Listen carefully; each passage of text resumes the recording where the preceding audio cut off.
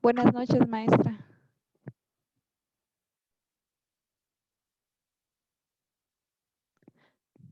Perdón, no la escucho.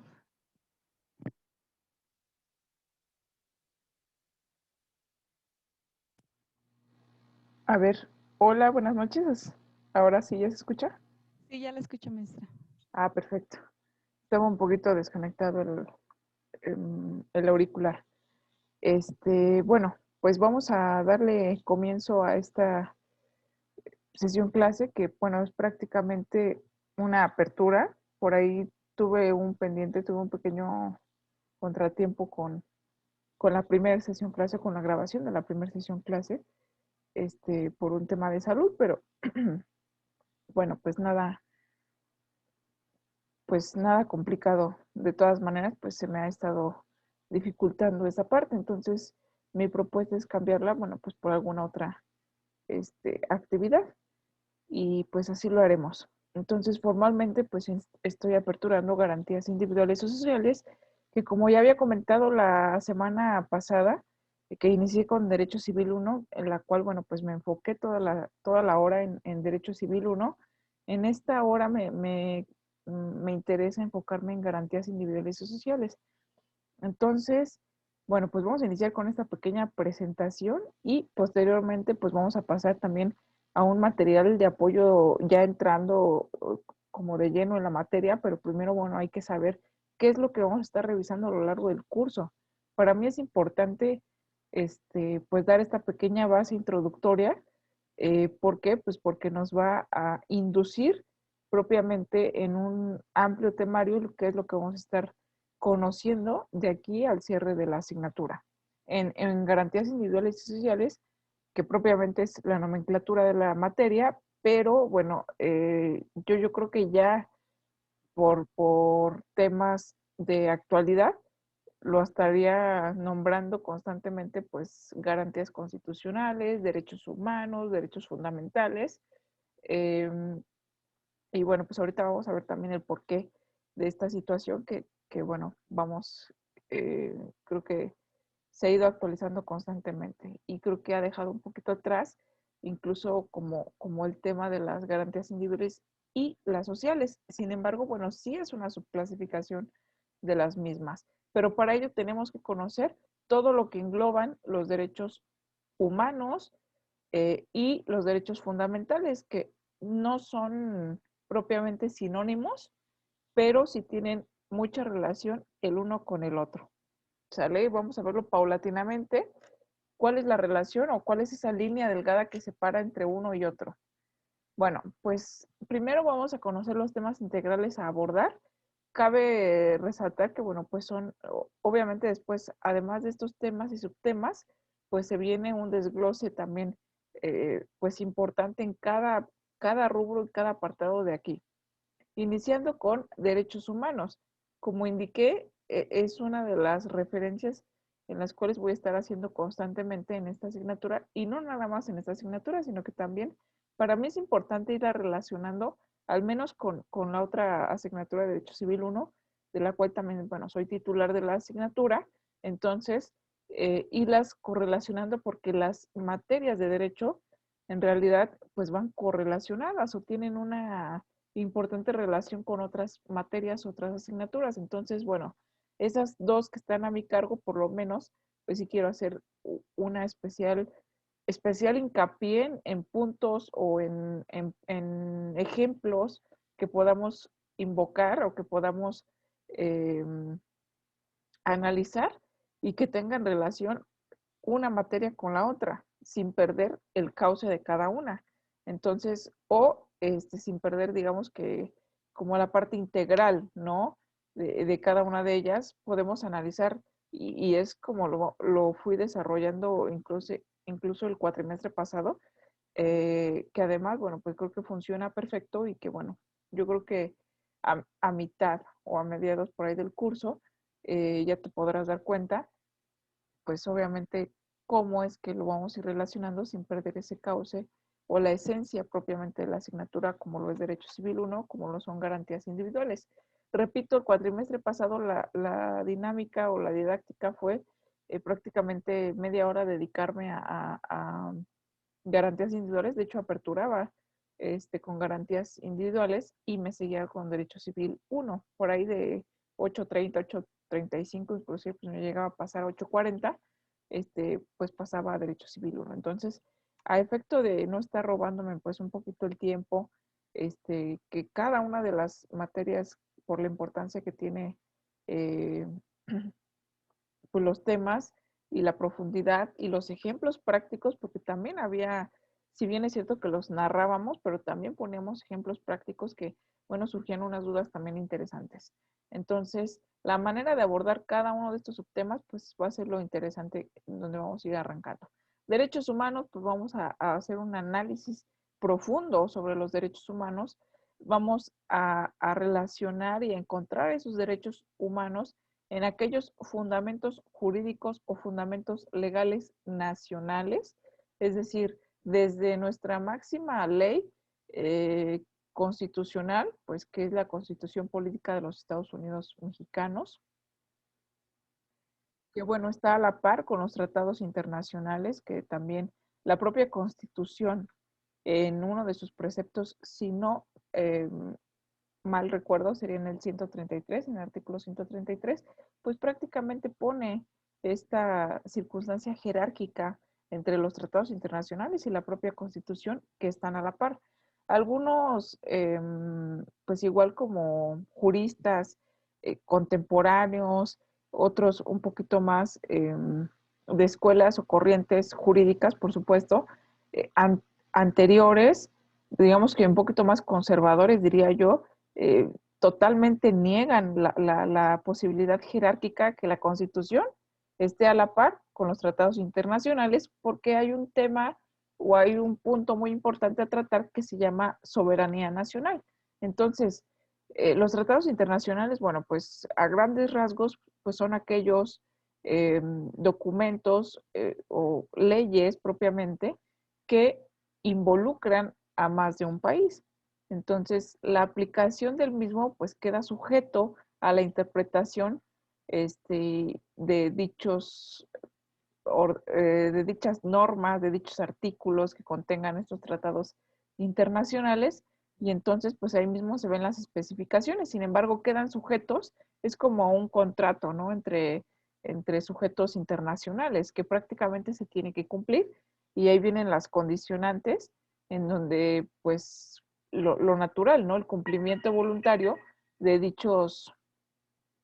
de dichos preceptos internacionales, pero también vienen por ahí qué pasa en caso de que uno de los países que tenga o que haya firmado el tratado internacional esté incumpliendo las disposiciones de ese mismo tratado internacional, pues cuál sería la consecuencia jurídica a esa conducta.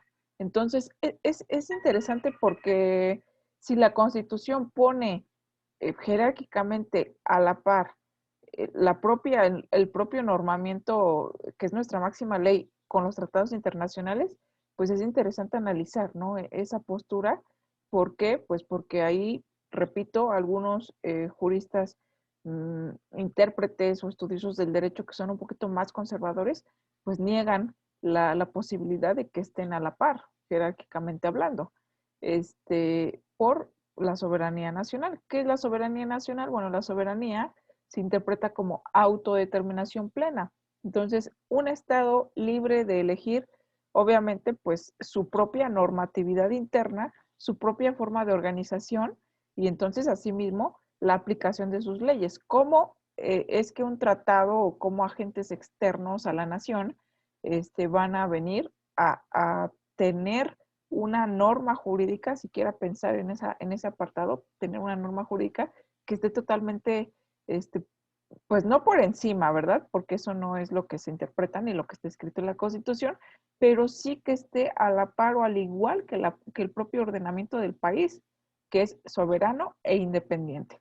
Entonces, esa idea un poquito más conservadora ha venido revolucionando, porque, bueno, hay algo que evidentemente, pues otros tratadistas en cuestión de debate, pues han argumentado a favor pues de este precepto, ¿no? Que si bien es cierto, y creo que es algo que tiene pues una razón y una lógica interesante, que si bien es cierto que la propia Constitución los pone a la par, también cierto es que ningún tratado internacional se firma sin que esté apegado a las normas constitucionales, en este caso, pues las normas mexicanas, ¿no?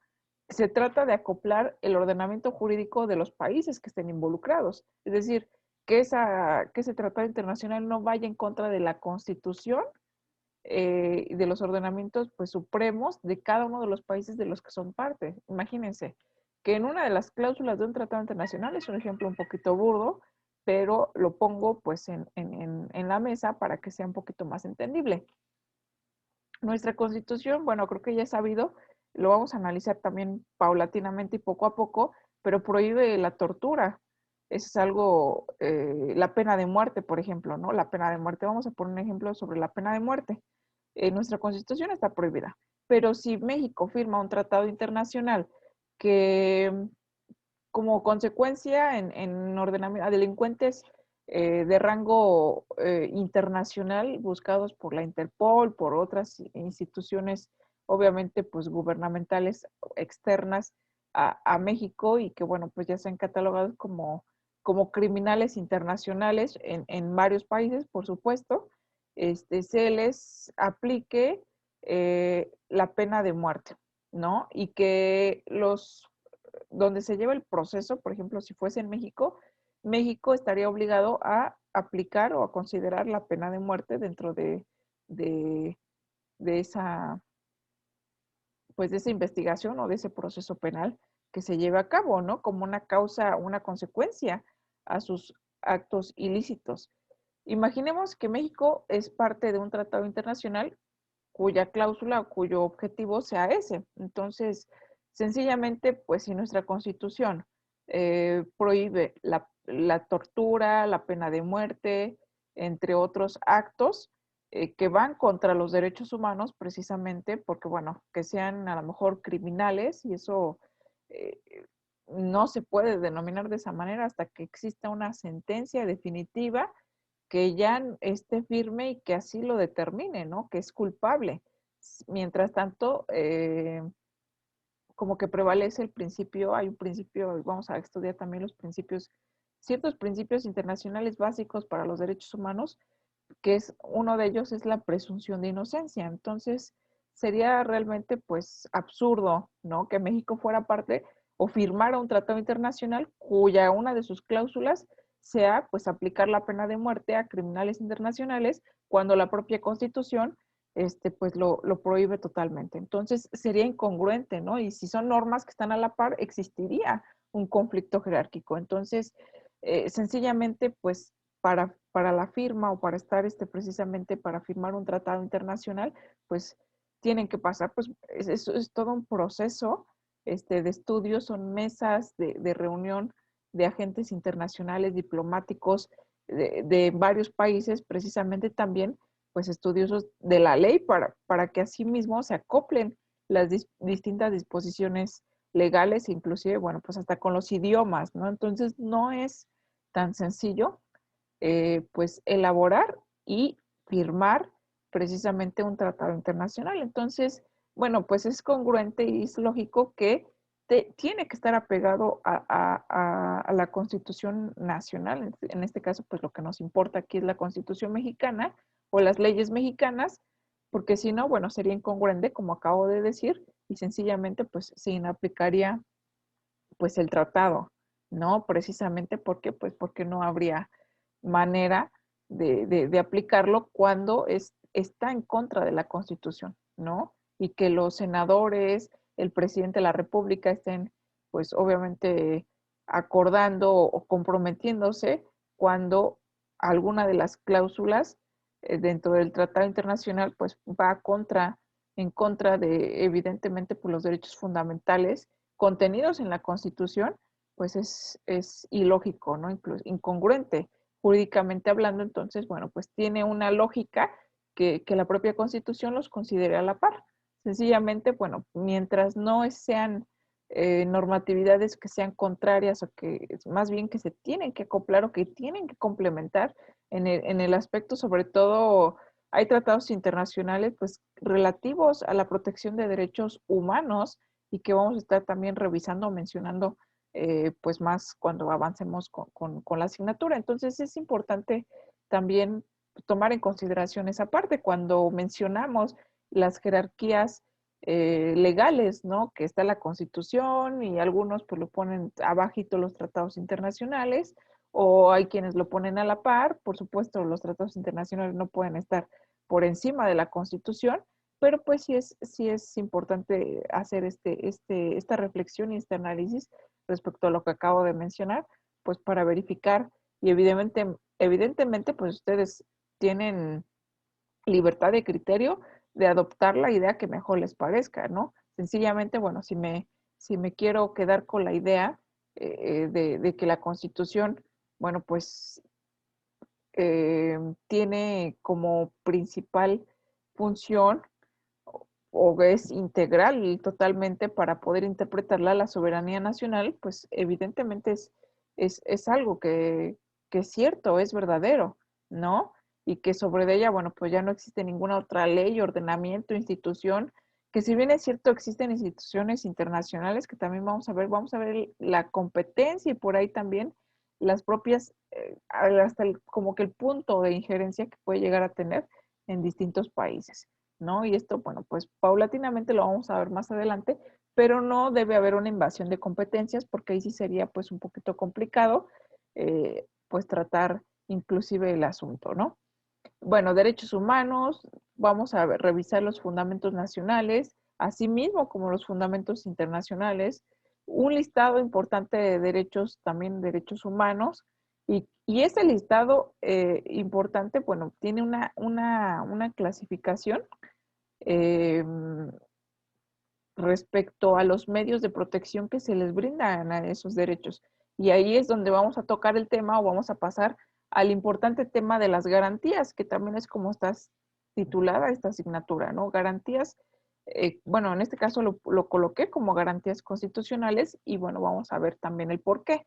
La clasificación de las mismas garantías, las garantías, bueno, pues precisamente creo que el nombre tiene que resonar, tiene que que hacerle honor a la propia definición de la propia palabra, ¿no?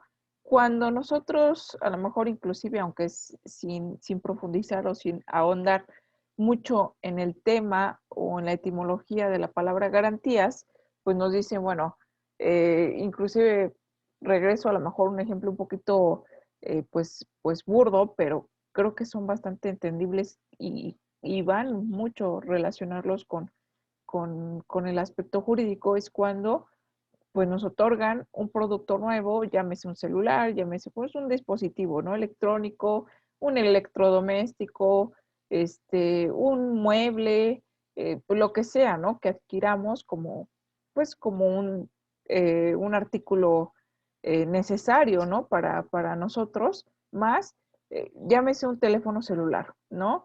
Nos brindan los aspectos, las especificaciones, tenga, es nuevo, hasta no lo activan, etcétera, y nos dicen tiene garantía de un año.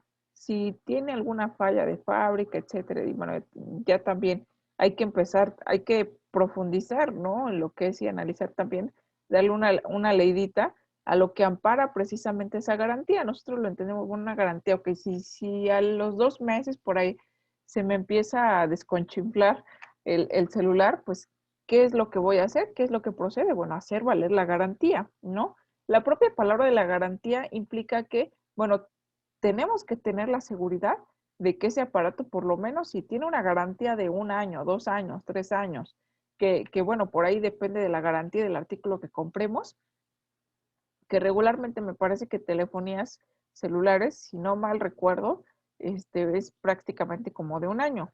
Entonces, debo tener la seguridad que, pues, el funcionamiento de ese aparato va a tener, voy a tener que estar tranquila respecto a 1 año, ¿no? Que si tengo fallas, que obviamente, o si el aparato tiene fallas que no sean ocasionadas porque se me cayó al agua, por obviamente la propia garantía tiene sus eh, disposiciones bastante claras, qué es lo que cubre, defectos de fábrica, etcétera, pero pues no algo externo que ocasione el propio consumidor o el propio usuario, ¿no? Entonces ahí sí, la garantía es inaplicable, pero es justamente eso, ¿no? Algo tan cotidiano que tenemos en el día a día, un defecto de fabricación, etcétera, o con la propia tienda o la te dicen, no, bueno, pues ya con el fabricante, ¿no? Después de tantos meses ya te puedes hacer efectiva la garantía, pues con el fabricante, ¿no? Que ya estamos hablando de a lo mejor una tienda que distribuye, solamente distribuye y garantiza pues que sus productos estén bien. Si durante tanto tiempo, bueno, pues te sale una falla, ahora sí acudes con obviamente, pues con la empresa de origen, que es ahí donde pues vas a hacer valer esa garantía, ¿no? Que se te regrese tu dinero, que te den un aparato nuevo, que te lo repongan o a ver qué es lo que cubre esa garantía. Es bastante similar cuando lo podemos trasladar al aspecto jurídico, ¿no? Cuando estamos hablando, a ver, mi derecho, y vamos a poner un ejemplo, ¿no? Mi derecho a la vida. Ok, tengo un derecho a la vida que está reconocido por la Constitución y ojo, mi intención no es, pues que se confunda, ¿no? No me lo está otorgando la Constitución, sencillamente me lo está reconociendo. Entonces, ¿cómo es que nace ese derecho? Bueno, pues vamos a ver características precisamente de los derechos humanos, en donde hay una en particular que es que son derechos inalienables, que por el simple hecho, pues, de una persona ser concebida, tienes ya una protección, un derecho, ¿no? Por el simple hecho de ser persona, ser humano, ya tienes un derecho que es derecho a vivir, ¿no? Entonces, ¿cómo es que tú, obviamente, pues tu estado, tu nación, te garantiza ese derecho a la vida? Entonces, es ahí donde entra precisamente la función como la lógica, ¿no? Tienes un celular y bueno, aplica la garantía, ¿en qué casos? ¿En qué casos sí aplica la garantía? Y bueno, pues ya en qué casos no. Pero esto lo podemos trasladar, tienes un derecho humano. Y bueno, pues, ¿cuál es el deber de esa garantía? ¿Qué es lo que cubre? ¿Hasta qué porcentaje? ¿Cómo se activa? ¿Cómo, digamos que podemos hacerla valer? Y, y precisamente quiénes son los sujetos que intervienen en ese aspecto, ¿no? Jurídicamente hablando, ¿quién me protege o quién me garantiza? Pues justamente ese derecho a la vida, así como muchos otros derechos que tenemos, ¿sale? Pero bueno, eso es uno de los derechos pues, fundamentales más primordiales, porque sin el derecho a la vida, pues sencillamente los demás dejan de tener razón, ¿no? Si yo pierdo la vida, pues ¿qué pasa con mi derecho a la libertad? No, no es que pueda ponerlo por encima. Entonces, pues creo que también hay cuestiones importantes que analizar ahí. Bueno, ahí vamos a entrar, pues obviamente al estudio de las garantías constitucionales, cuya clasificación la vamos a ir viendo, pero principalmente tenemos 4 principales clasificaciones de las garantías constitucionales, las cuales se dividen en garantías de libertad, garantías de seguridad jurídica, garantías de igualdad y garantías de propiedad.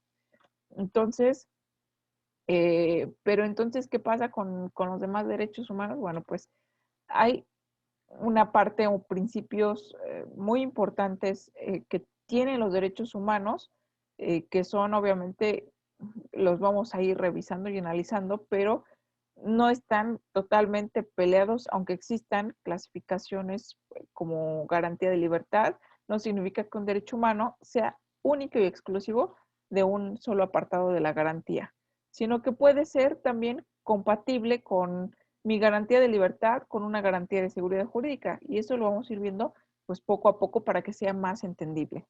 Asimismo, bueno, también iremos viendo las garantías individuales y las garantías sociales, es decir, como que la parte, no me gusta decirlo como la parte medular de la asignatura, pero pues por algo tomó el nombre la propia asignatura de garantías individuales y sociales, porque bueno, pues sí existe una clasificación, ¿no? En donde aplica una garantía para una persona, la cual, bueno, puede hacer valer precisamente sus derechos, y aplica garantías para un grupo de personas, ¿no? En los cuales, bueno, pues es importante, pues, como que contextualizar el ejemplo. ¿Para qué? Pues para que se aplique una o en qué casos pues se aplique la otra, ¿sale? Y bueno, justamente eso nos va a llevar al estudio de la aplicación constitucional. Cómo es que, pues obviamente tanto derechos humanos como garantías, principalmente garantías, se van a estar aplicando dentro de lo que es el amplio estudio de todo esto que vamos a estar viendo de forma teórica, pero no por ser teoría, pues me voy a ir a, eh, pues como que a lecturas.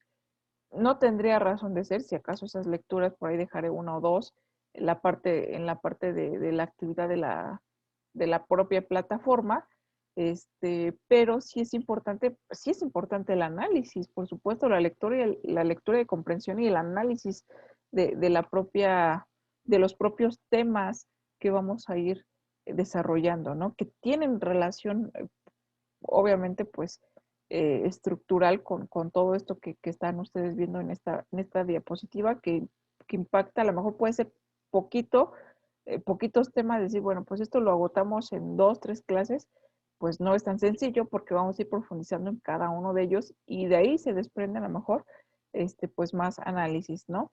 Sencillamente, bueno, pues el explicar la amplitud de los derechos humanos, pues nos vamos a tardar un buen ratito ahí, y bueno, ya comprendiendo la noción de estos, pues podemos entrar a otro mundo también bastante amplio e interesante, que son las garantías constitucionales, y una vez que entendamos ambos puntos, podemos unirlos, compaginándolos para ver cómo es que se aplican ya en casos como prácticos.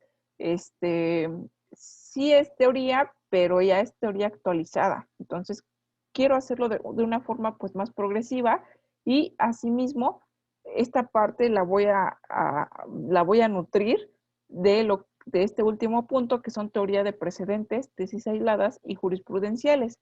Entonces, pues es poco a poco. Bueno, tengo que explicar primero cuáles son los precedentes, las tesis aisladas y las jurisprudenciales, la similitud y las diferencias entre estas. Pero bueno, eso es poco a poco, y categóricamente pues lo vamos a ir viendo y entendiendo, precisamente para que, bueno, vayamos profundizando en cada uno de estos temas. Pero bueno, a grandes rasgos, estos son los temas que vamos a ir abordando en esta asignatura, en todo este tiempo que tengamos de revisión. Y repito, bueno, pues la dinámica cambió esta semana, bueno, esta clase, este jueves, totalmente dedicado a garantías individuales. El próximo vamos a retomar, obviamente, Derecho Civil 1, y así vamos a estar alternando, pues para dedicarle completamente una clase a la asignatura. Después vamos a ir viendo si es funcional en relación a que no se nos esté a lo mejor, como la voy a ver garantías individuales cada 15 días, como que se me esté olvidando, ¿no? Ciertos términos. Lo importante es tenerlos frescos. Si por ahí vemos que no funciona mucho, pues regresaré a la dinámica anterior, que es media hora y media hora, tratando de respetar pues esos tiempos, porque repito, pues son materias importantes e interesantes. Y bueno, dentro de la parte importante también que no mencioné, pero que para mí es importante abordar, es el estudio también. Eso no lo coloqué, pero es el estudio estructural de la Constitución. Número uno, la propia Constitución me hace referencia, o bueno, más bien la teoría, una teoría también ya un poquito antaña, si lo queremos ver de esta manera, pero que me clasifica en dos partes a la Constitución. Número uno, una parte que es dedicada exclusiva a la dogmática de la Constitución. Y ahorita, bueno, hay que entender el término dogmático, pero la otra parte es una parte como más estructurada, que tiene que ver con la organización em, pues más bien de las instituciones, ¿no? Que contempla la Constitución. Entonces, bueno, partiendo de esa línea de ideas, la primera parte es parte dogmática de la Constitución, la segunda es parte orgánica, que en realidad la parte orgánica es todavía, pues tiene mucha amplitud y bueno, mucha tela de dónde cortar en ese lado, muchos artículos, dedicados de la propia Constitución, dedicados a la parte organizacional del propio Estado. Recordando, bueno, que un Estado, bueno, no sé si recordando, porque en realidad, bueno, vamos en segundo cuatrimestre, no sé si esta parte ya se vio, o ya la tienen totalmente clara, pero un Estado se compone, pues, de un territorio, que obviamente, pues, tenemos un territorio que, como en la educación básica nos decía, ¿no? Que es la botita que tenemos, pero no nada más es la botita, que corresponde la tierra, ¿no?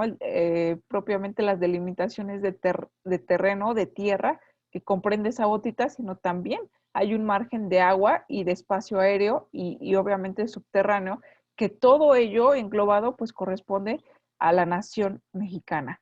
Entonces, partiendo desde esa idea, entendamos que un estado se compone de territorio, para un estado, para que se conforme y sea considerado estado, eh, hablando como un sujeto obviamente pues totalmente soberano y nacional, ahorita lo estamos refiriendo como México, como tal, ¿no? De esta federación completa, eh, de norte a sur, así como lo tenemos el Estado mexicano, también se compone de población. Entonces, si una tierra sencillamente pues no está poblada, no se puede considerar pues un estado, es tierra de nadie, no es una propiamente pues una tierra muerta, pero si ya tiene población, tenemos dos ingredientes para poderla considerar estado.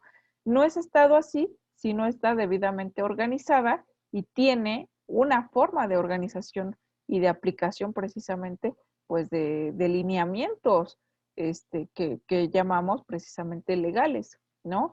Que es este gobierno. Entonces, estos tres ingredientes son esenciales, son básicos precisamente pues para la composición de pues de un estado, ¿no? Territorio, población y gobierno. Entonces, entiéndase de esa parte que precisamente el gobierno está muy abocado en esta parte orgánica, que es prácticamente la parte organizacional de pues de un estado, ¿no? El gobierno a veces suena bastante simple y podemos relacionarlo, ¿no? Podemos nosotros dar una pequeña definición, qué es lo que nosotros comprendemos como gobierno, pero el gobierno abarca muchísimas instituciones. Sencillamente, bueno, si hacemos como que una lluvia de palabras dentro de lo que es gobierno, si yo les pregunto a ustedes, a ver, gobierno, una palabra, una sola palabra que me puedan relacionar con el gobierno, tal vez podemos empezar con arrojar presidente, ¿no? Que, bueno, lo podemos totalmente, pues, una palabra o una oración que me identifique al gobierno, pues yo puedo decir presidente, ¿no? Presidente de la República o Ejecutivo Federal. Pero hay que recordar, entonces hay que ver la estructura precisamente presidencial. El presidente tiene un gabinete, que son secretarios que están, obviamente, que son electos por él y que están, pues, trabajando, tienen que trabajar y estar subordinados al propio Ejecutivo Federal, que es el presidente de la República. Entonces, pues de estos secretarios, bueno, pues hay que recordar que son titulares de cada una de las secretarías de Estado. Entonces, bueno, ¿qué secretaría? Por ejemplo, y justamente puedo empezar esta lluvia, ¿no? Decir gobierno federal. También, bueno, existe no nada más el gobierno federal, pues una amplitud impresionante del gobierno federal, pero también existen gobiernos locales y asimismo, pues existen gobiernos municipales. Entonces, existen tres órdenes de gobierno. Entonces, y cada uno de ellos tiene una estructura que tienen leyes que los rigen, ¿no? Entonces, toda esta organización, porque es un sistema completo, es una multitud, de verdad, está gigantesco, porque esto lo relacionamos con ramas del derecho. Si yo digo, si bien es cierto, pues que ahorita estamos viendo, o que soy titular de Derecho Civil 1 y de garantías constitucionales o garantías individuales y sociales, también es cierto, pues que existen otras ramas del derecho, como los derecho fiscal, como lo es derecho administrativo. Entonces, hay que entender, ¿no? Que derecho administrativo es más, se aboca exclusivamente a lo que es toda esta parte orgánica, sin mencionarlo o sin ser tan mencionado dentro de la propia asignatura, pero es la organización del propio Estado. Entonces, el secretario de Hacienda, el secretario de Educación, entonces las secretarías que a lo mejor pues más nos pueden sonar, ¿no? Secretaria de Educación Pública, Secretaria de Salud, eh, Secretaria del Trabajo y Previsión Social, la Secretaria de Finanzas, bueno, las distintas secretarías, ¿no? Que ahorita, bueno, hay unas que también tienen nombres muy extensos y que, bueno, no vamos a nombrar aquí, pero bueno, todas esos tienen un titular, ¿no? Que son los secretarios, precisamente el secretario de Educación Pública, fulanito de tal, el secretario de Hacienda y Crédito Público, fulanito de tal, la secretaria de no sé qué, y bueno, ahí ya mencionando, entonces todo eso implica lo que es gobierno. Entonces, gobierno federal en su nivel, más bien en su orden federal. Vamos al orden local, que también existe pues un gobernador, que bueno, ahorita prácticamente Estado de México y si no mal recuerdo Coahuila son los estados que van a tener cambio de gobierno, ¿no? De titular de un gobierno local. Entonces precisamente pues se aproximan las elecciones para un cambio de gobierno, ¿no? Que está pues creo que pues, la noticia y todo esto pues está sencillamente a la vuelta de la esquina, ¿no? En todos lados, en redes sociales, en las noticias, en todos la propaganda, encuestas, hasta nos llaman, ¿no? Por teléfono para por ahí, precisamente indicar toda esta parte. Eh, que debe, y bueno, va a haber un cambio de gobierno, de titular de gobierno, y es importante porque vienen propuestas, todas esas propuestas que en este caso, para el Estado de México, las candidatas tienen, que es también es una parte interesante, porque es algo histórico, ¿no? Solamente, pues que la primera gobernadora mujer en el Estado de México se va a decidir apenas. Sea del color que sea, solamente hay dos candidatas y obviamente pues también es histórico porque nunca se había visto que hubieras únicamente dos opciones a elegir, que obviamente pues son frentes bastante fuertes, y que las dos sean representadas por mujeres, y que bueno, sea la primera vez que esto sucede históricamente, que cambie obviamente todos, la mayoría, bueno, no la mayoría, todos los titulares han sido varones, ¿no? Entonces es importante, ¿no? Las propuestas que traen cada una de ellas, pues son precisamente parte de organizar un orden de gobierno a nivel local, ¿no? Que se trate de seguridad pública. Entonces me están diciendo que existe una Secretaría de Seguridad Pública, que todo ello todo ello es parte de justamente de una organización y la parte orgánica de la propia Constitución que desprende leyes locales y ahí es como vemos precisamente como que esta pirámide, ¿no? Existe la pirámide de Kelsen, que también es importante ver cómo jerárquicamente pues van bajando de un orden federal a leyes locales, como lo es precisamente, así como existe una constitución federal, existe una constitución local en cada una de las entidades, de las entidades de la República Mexicana, ¿no?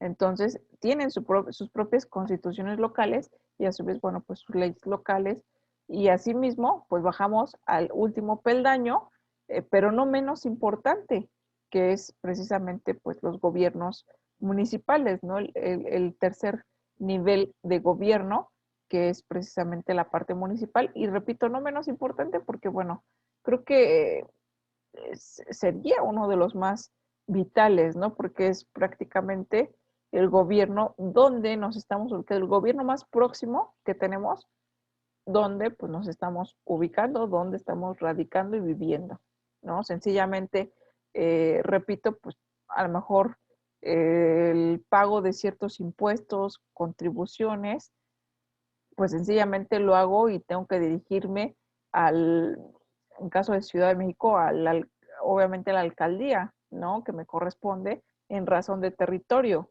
¿no? Nada tengo que hacer yo si vivo en el Estado de México, en algún municipio o con algún alcalde de la Ciudad de México, ¿no? Sencillamente sí, mi territorio, precisamente por eso mi domicilio, radica en un lugar específico, por eso repito, es el orden de gobierno más cercano a los ciudadanos y a la población. Por eso digo, a lo mejor tiene un nivel pues local más chiquito, territorialmente más pequeño, pero no por eso pues deja de ser más, pues menos importante. ¿Por qué? Pues porque también es la primera aproximación a la autoridad que tenemos, ¿no?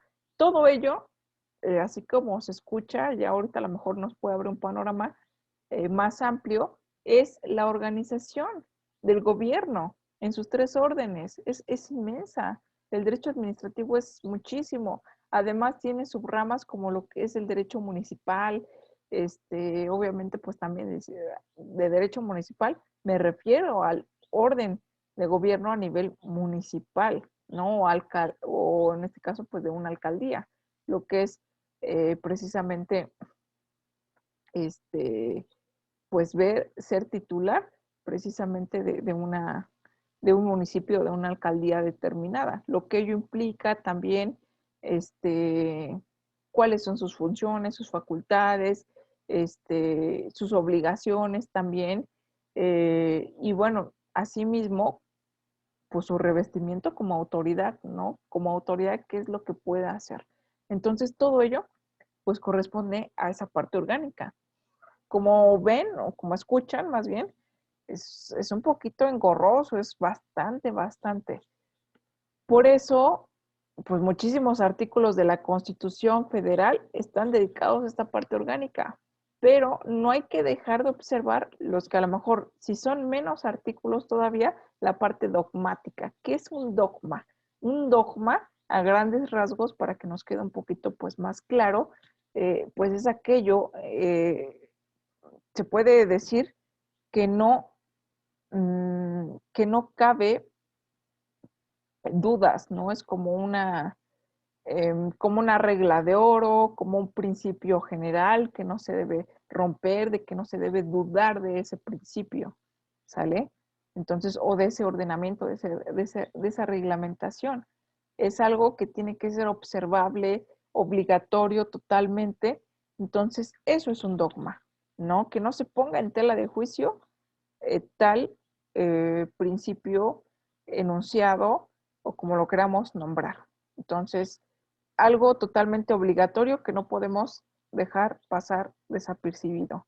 Entonces, realmente nuestra asignatura va más encaminada a esta pequeña parte, que repito, que es la parte dogmática, y no por ser a lo mejor los artículos que menos tenga la Constitución, que realmente es impresionante, es un, eh,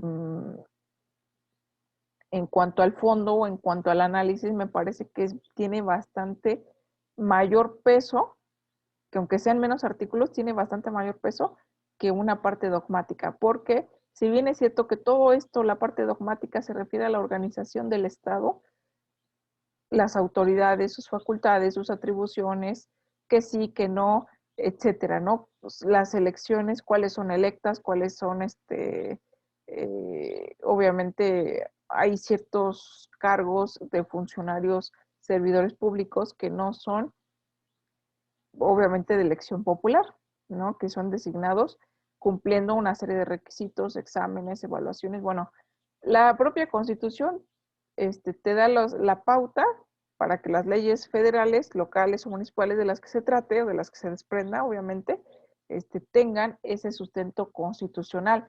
Pero teniendo ese sustento constitucional, cada una de las leyes, cada uno de los artículos es muy específico. Entonces, pero todas esas autoridades tienen que observar esa parte dogmática. Por eso, repito, tiene un gran poder, aunque sean menos artículos, tiene un gran poder más, yo lo diría de esta manera, o yo lo considero así, más que esa parte orgánica, que aparenta o es muy aparatosa. ¿Por qué? Porque me estoy refiriendo a la autoridad, me estoy refiriendo al gobierno.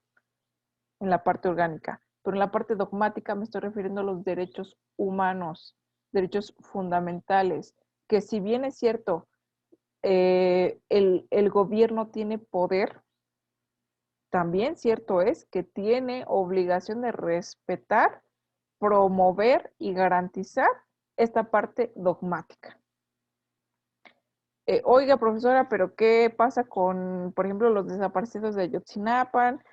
Toda esa impunidad que medios de comunicación nos llenan, que vemos día a día, todas esas injusticias que a lo mejor podemos considerar que pasan. ¿Qué pasa con todo eso?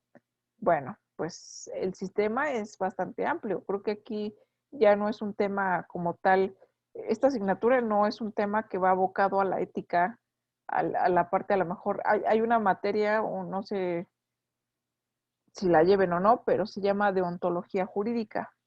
Entonces, o ya forma parte de una especialidad, un diplomado o algo, pero es algo importante. La deontología es el ser y el deber ser, principalmente el deber ser, ¿no?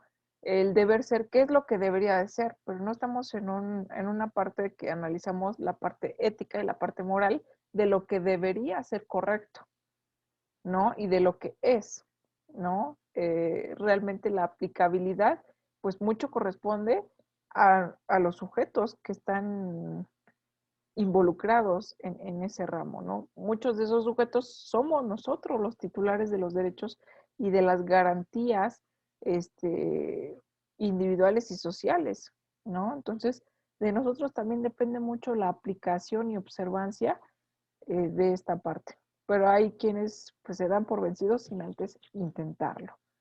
Repito, porque pues a lo mejor por el gran sistema impune que puede existir, que no lo niego, existe, pero bueno, también hay operadores jurídicos como lo somos nosotros tres que estamos aquí, sencillamente como titulares de los derechos humanos, y hay un plus importante.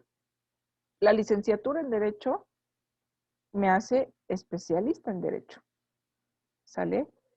Bueno, ya si se estudia por una especialidad o un diplomado, una maestría, lo que es un posgrado, en donde, bueno, a mí me gustó a lo mejor, ¿no? El hecho de decir, a mí me gustó el derecho penal, bueno, pues yo me voy a dedicar al estudio del derecho penal, a hacer un posgrado en esa área en 2 años más, obviamente ya tomando en consideración que ya estamos o hemos culminado la licenciatura en Derecho, es decir, en 2 años más, pues voy a tener una especialización en ese ramo, ¿no? Derecho penal, por ejemplo, un derecho fiscal, no lo sé, lo que a ustedes les llame la atención, la rama que más les llame la atención, pero lo cierto es que el plus y el ser operadores jurídicos los hace intérpretes estudiosos y les va a otorgar una cédula profesional, un título, primero un título profesional que los va a hacer profesionistas, ¿no? Estudiosos, expertos en derecho. Entonces, les va a dar y les va a obtener ese título, les va a otorgar la posibilidad de acceder, obviamente casi por automático, solamente pues ciertos trámites administrativos, una cédula profesional. Esa cédula profesional sirve para ejercer una profesión. No cualquiera la obtiene, por supuesto. Todos somos operadores jurídicos, sí, porque todos somos seres humanos, todos tenemos derechos y realmente pues todos estamos de algún lado, ¿no? O a lo mejor aparte de ser una persona ciudadana mexicana que tengo derechos, que pues, también obviamente tengo obligaciones, soy servidor público, entonces eso me hace todavía más, pues, ser más responsable o tener un mayor peso, aunque sea un solo individuo, de ser operador jurídico. ¿Por qué? Porque tengo a mi cargo, pues, una parte de autoridad, tengo ciertas facultades, pero también tengo responsabilidades de observancia y se supone que más castigos severos si es que hay por ahí una inobservancia, un abuso de autoridad, un delito, inclusive, ¿no? Que tienen que ser más castigados.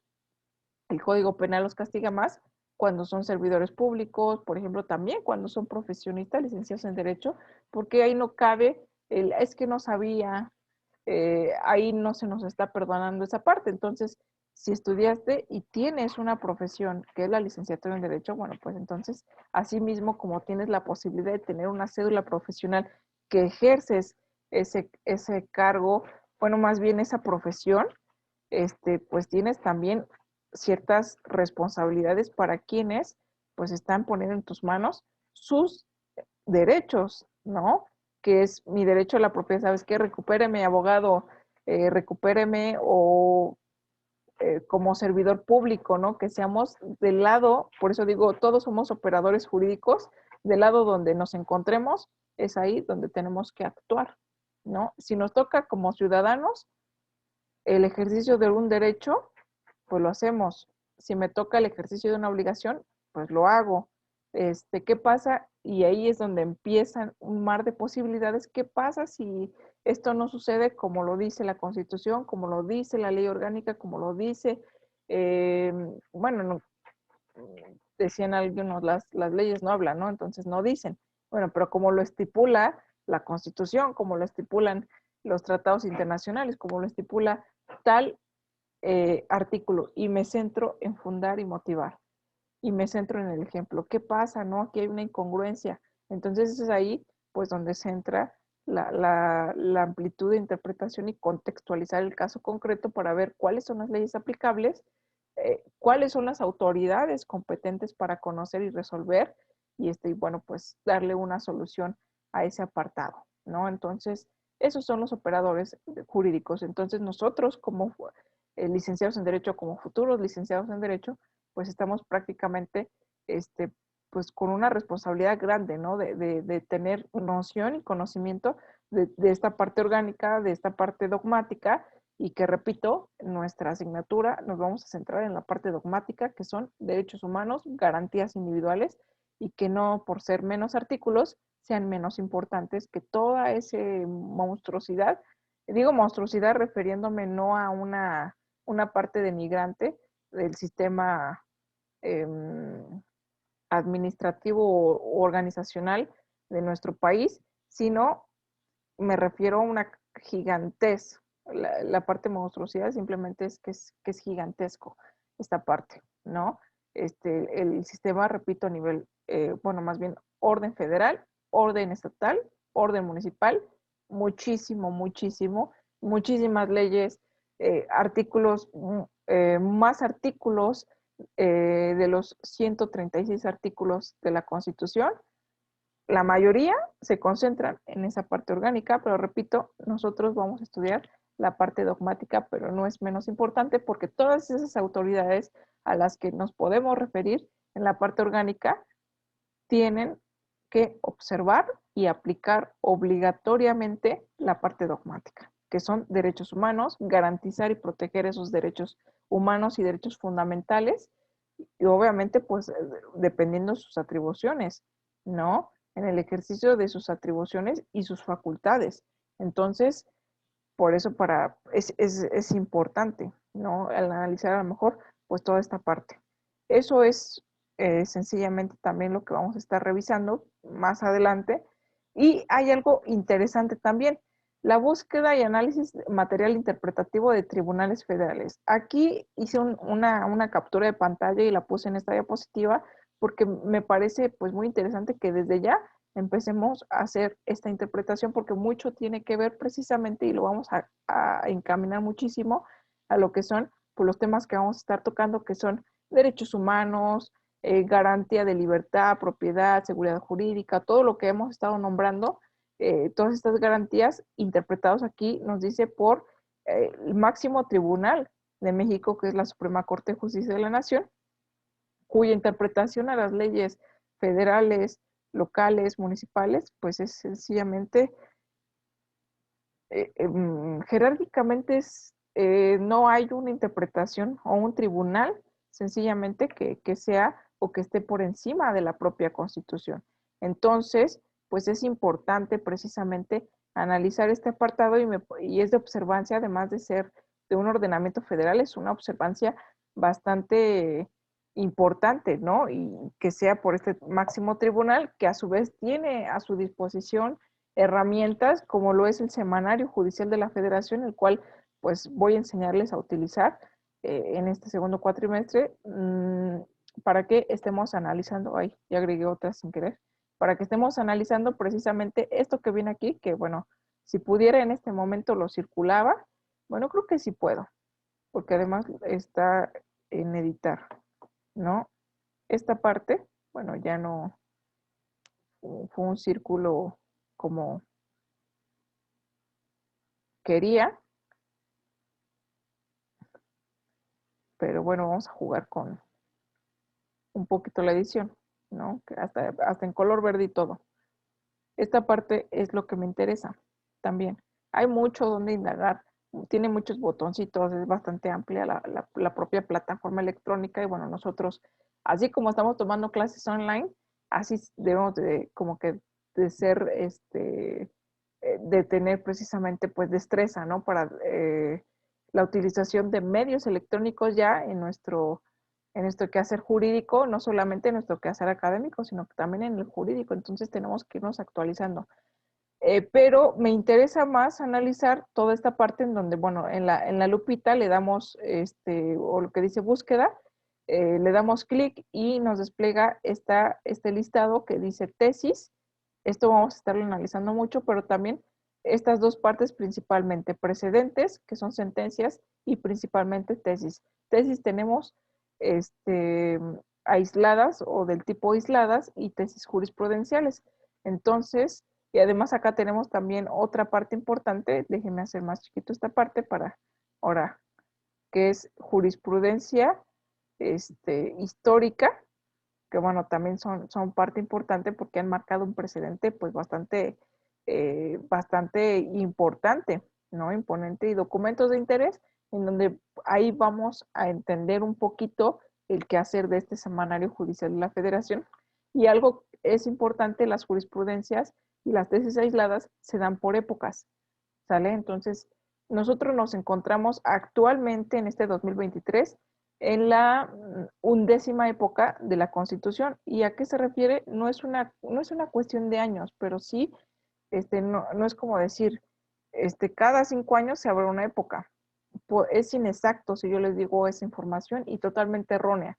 En el documento de interés, ahí se encuentra precisamente un documento que está a disposición de todos los usuarios, de todas las personas. Aquí no tenemos ni siquiera que registrarnos, que iniciar sesión, absolutamente nada. Esto es una plataforma que tiene acceso sin ningún tipo de usuario, contraseña, absolutamente nada, y que nos da precisamente este conocimiento que vamos a estar complementando con esta asignatura.